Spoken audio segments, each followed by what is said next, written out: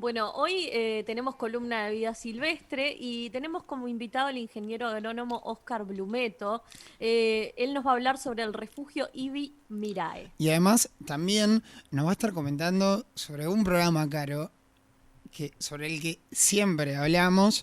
Es verdad, porque nos Exacto. encanta y queremos emprenderlo, además. Porque vamos a hablar sobre el programa Caminatas Silvestres y también sobre un curso que está dictando que se llama Parques y Jardines con Flora Nativa, bueno, para atraer aves. Pero bueno, antes que nada le queremos dar la bienvenida al ingeniero agrónomo Oscar Blumeto, que está con nosotros. ¿Cómo andas, Oscar? Hola, buenas tardes, ¿cómo andan? Bien, ¿Cómo va? contentos de tenerte. Agradecerte también porque sos invitado por los chicos y accediste. Sí, sí, bueno, la barra de vida silvestre es grande. Esta columna la ha liderado Cristian y también alguna ha hecho Maggie, etcétera. Pero bueno, Sí. la idea es que vayamos rotando todos los que de alguna manera u otra tenemos algo en vida silvestre. Bien, bien. Pero vamos por partes, porque últimamente lo vengo tratando mucho. A veces lo obvio es tan obvio que uno no lo ve o no se pone a pensar en lo que quiere decir. Y yo había preparado una primera pregunta, porque vamos a hablar sobre, Caro lo decía, sobre el refugio Ibi Marae. Yo me preguntaba, ¿para qué sirve un refugio? ¿O qué es un refugio? ¿O qué entendés vos como un refugio? Bien, está buena la pregunta porque justamente la red de refugios de vida silvestre, dentro de esa denominación refugios de vida silvestre, tiene varias cosas, tiene varios tipos de refugios, pero lo que comparten todos es que son iniciativas privadas de conservación, es decir, gente que tiene predio, chacra, campo y quiere hacer algo por la conservación, quiere hacer las cosas bien en términos de compatibilizar la actividad que tienen en ese campo con la conservación de la vida silvestre. O sea que estamos hablando de un impulso de actividades que muchas veces son a pulmón, por ejemplo, pero que tienen un fin de conservación. Sí, todas ellas son, digamos, son a pulmón de sus propios dueños, aunque Vida Silvestre los apoya en la organización. Y en algunos casos, como en el caso de Bimaraí, que es un nombre difícil de pronunciar, Eso, porque Ah, perdón, bien, para yo lo eso. pronuncié horrible, le dije Ibi pero Mirae, no le dije es más, Ibi Marae, además. claro, lo debo pronunciar Perdón. mal yo también porque es guaraní y no Claro, soy, exacto. y Ahora no, estaba no buscando sé, su etimología y encontré que era guaraní, sí. claro, significa tierra sin mal, viene del guaraní, que es el Ay, qué lindo lugar que nombre. el símil para los guaraníes de lo que sería el paraíso. O Ah, sea, los mirá. guaraníes creían en que luego de su vida terrenal iban ahí, a la tierra sin mal. Entonces, de ahí proviene el nombre. Y en este caso, que es el único refugio de Canelones, del departamento de Canelones, es pequeño, tiene una superficie de 3 hectáreas nada más, pero el objetivo principal ahí es la educación ambiental. Tiene un resto de especies nativas con más de 160 especies y tiene algunas otras iniciativas que son de compatibilizar la conservación de flora y fauna con estrategias de producción. Por ejemplo, un pequeño sistema silvopastoril con árboles nativos y una restauración del tapiz herbáceo, es decir, del campo natural, del campo nativo. Y en este caso, ese es el principal objetivo de este refugio, que es mostrarle a la gente, hacer conocer la flora nativa y algunas estrategias de uso de esa flora nativa compatibles con producción. Bien, ¿y cómo se vincula con los demás refugios de algún modo? Porque Vida Silvestre lleva adelante varias iniciativas o acompaña varias iniciativas de refugios en todo el país. ¿Hay un contacto entre los distintos refugios? Sí, sí, hay bastante contacto. Bueno, hoy las redes permiten un contacto bastante más amplio que el directo, pero además se ha venido realizando encuentros de refugios periódicamente. A fin del año pasado tuvimos uno en Barra Grande, en Rocha, y ahora se ha sumado más gente, nuevos refugios, entonces hay idea de que cada vez sean mayores esos encuentros. Y la otra estrategia que se están pensando ahora son estrategias más directas de intercambio para que la gente conozca las otras experiencias y pueda sacar cosas de lo que han hecho otros. Porque como cada cual tiene una experiencia distinta, ha transitado por distintas iniciativas, ya sea con vida silvestre o previo, y bueno, la idea es que sea un aprendizaje conjunto, y ahí está planteado trabajar en grupos de interacción cuando la pandemia nos permita retomar las visitas, ¿no? Bien. Oscar, Caro recién me daba pie para hacerte otra pregunta, ¿no? De si hay contacto entre refugios. A mí lo que me interesaría preguntarte es, bueno, en estos contactos, en estos intercambios que ustedes tienen, que forman una red vasta y amplia que está preocupada por cuestiones de nuestro país, lo que te quería preguntar es, bueno, ¿de qué temas hablan? ¿Qué temas les preocupan? ¿Cuáles son los temas en los cuales, bueno, ya que estamos hablando en radio, sobre los cuales nos deberíamos estar más interesados, sobre todo en materia de vida silvestre en nuestro país? Y bueno, hay cosas que preocupan, que son bastante comunes en la preocupación de muchos. Por ejemplo, varios son establecimientos ganaderos. Entonces, quieren seguir obteniendo un establecimiento productivo en ganadería, pero que altere lo menos posible los ecosistemas naturales, por ejemplo, el bosque nativo o el campo natural. Otros tienen problemas concretos, por ejemplo, hay un problema serio para la biodiversidad en Uruguay y en el mundo, es el segundo problema más serio luego de la destrucción de hábitat, que son las especies exóticas invasoras, por ejemplo, que hay tanto animales como vegetales. Y en muchos de estos lugares están comenzando a tener problemas de invasión de estas especies, y una de las cosas que se hablan es estrategias para controlar eso, que no es fácil, y es una de los temas que preocupan. Otros son estrategias de producciones tipo orgánicas o un esquema de producción que sea más amigable con el medio ambiente y que reduzca, por ejemplo, el uso de químicos, y también de combustibles fósiles. Y también la otra cosa es, muchos de ellos se dedican al turismo.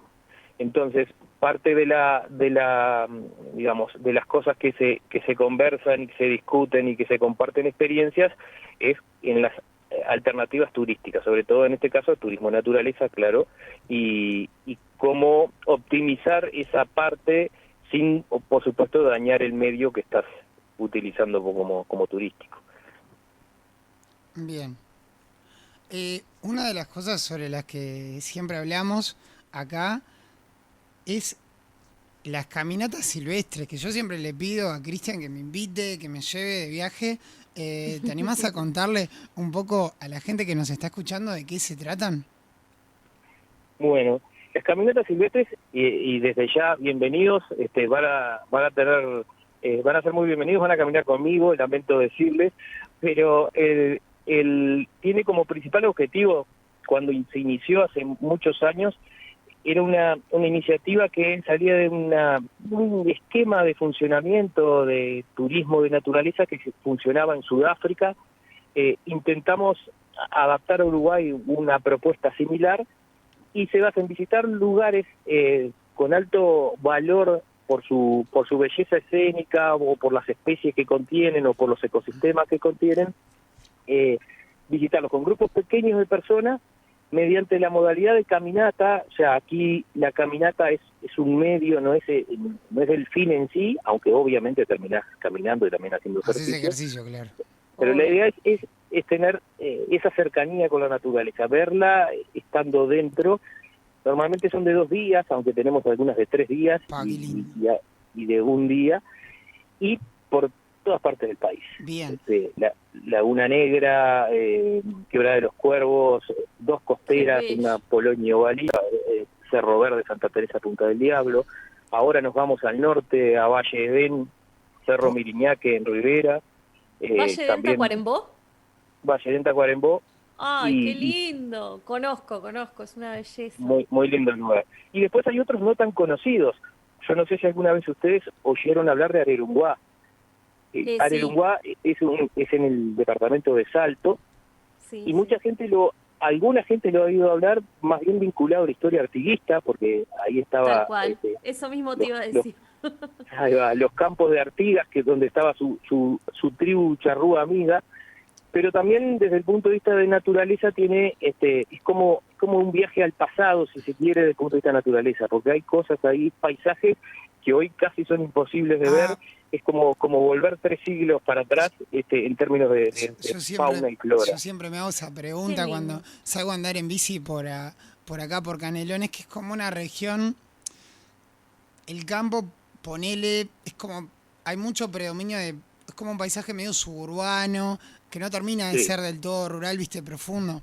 Entonces yo siempre me hago esa pregunta y digo, ¿cómo sería esto hace 300 años? ¿Cómo sería sin estar intervenido por la mano humana, que también, bueno, aplica sus tecnologías y modifica el campo y el medio ambiente? Sí, eso está buenísimo. A mí ese ejercicio de imaginación me encanta. A veces es muy difícil en ambientes tan intervenidos como los que son todos cerca de la capital, el sur del país.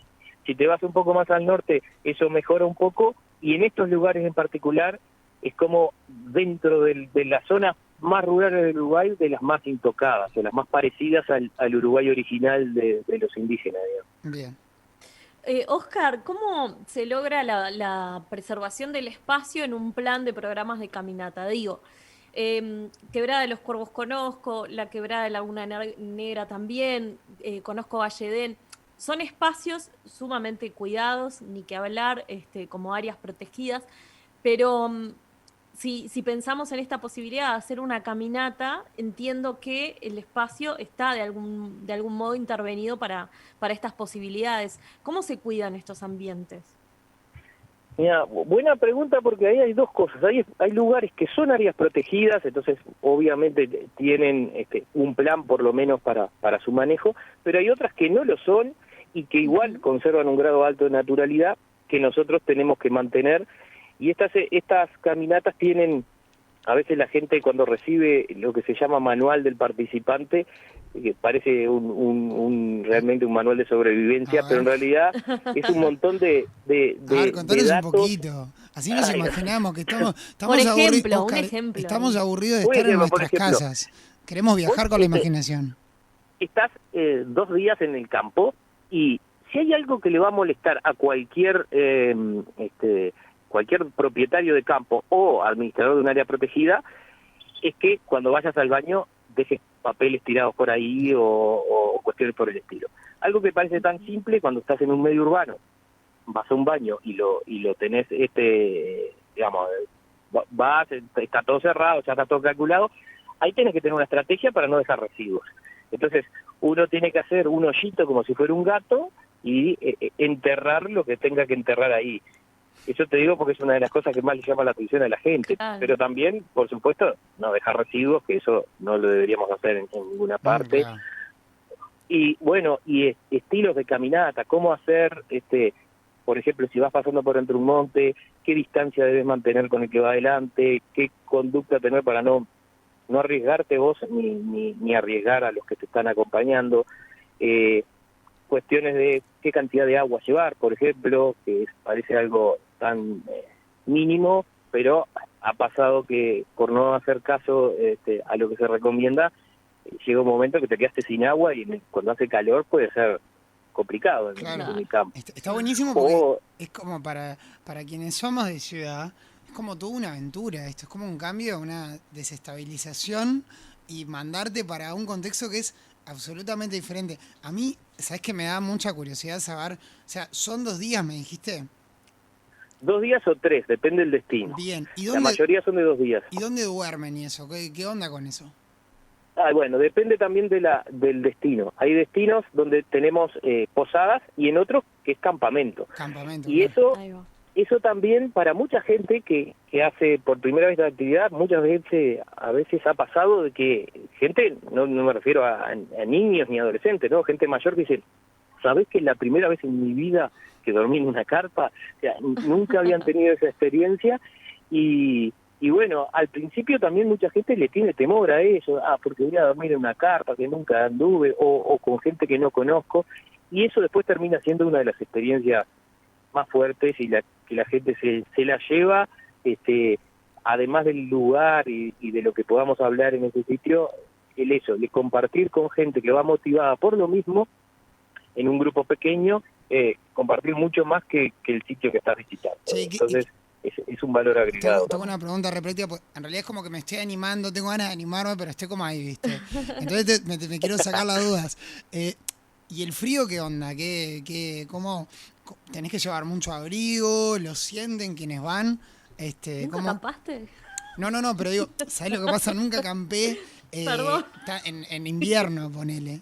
Claro. Bueno, pero ahí los que planificamos caminatas silvestres eso lo tenemos en cuenta y hacemos en invierno las que son con posadas. ¿Viste? Y las que son con campamentos son en me época más calor. me hace bullying Carolina, pero en realidad hay mucha gente que está en mi situación. No, bueno, en Quebrada de los Cuervos hay una en posada muy linda. Sí, en Quebrada de los Cuervos hay alojamientos también.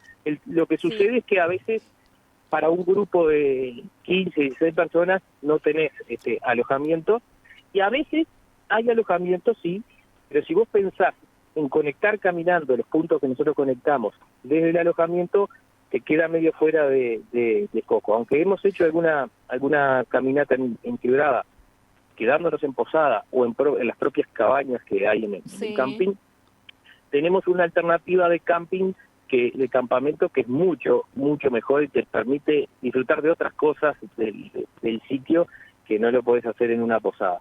Entonces, esa alternativa, digamos, es la que ha primado en Quebrada de los Cuervos, sin desconocer que hay otras posibilidades también, ¿no? Totalmente. Oscar, ¿qué pasa con este programa de caminatas con el tema COVID? ¿Cómo estamos en esa situación? ¿Se han podido hacer las caminatas igual? ¿Cómo es el protocolo sanitario? Bueno, tuvimos que suspender porque en el momento que se puso más álgida la pandemia, de hecho las 2 primeras caminatas de este año no se hicieron. Estas últimas que estamos haciendo ahora, mantenemos todas las recomendaciones sanitarias que se dan para cualquier tipo de actividad que involucre, aunque sea un pequeño número de personas, involucra que en algún momento estás en un espacio juntos.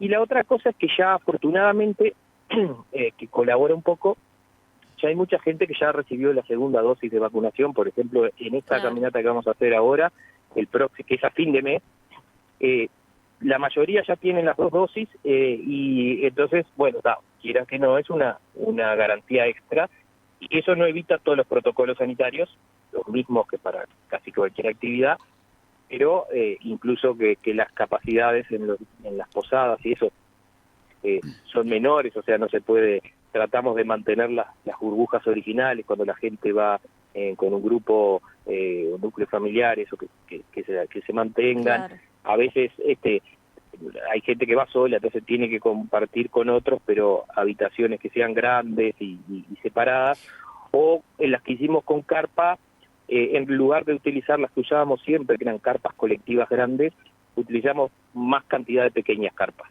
Claro. Y Oscar, esta próxima caminata, fin de mes, ¿cuál es el destino y cómo puede inscribirse la gente? El destino tiene dos sitios que están separados, pero Valle Edén, que lo que hacemos es remontar el arroyo Jabonería hasta el Pozo Hondo.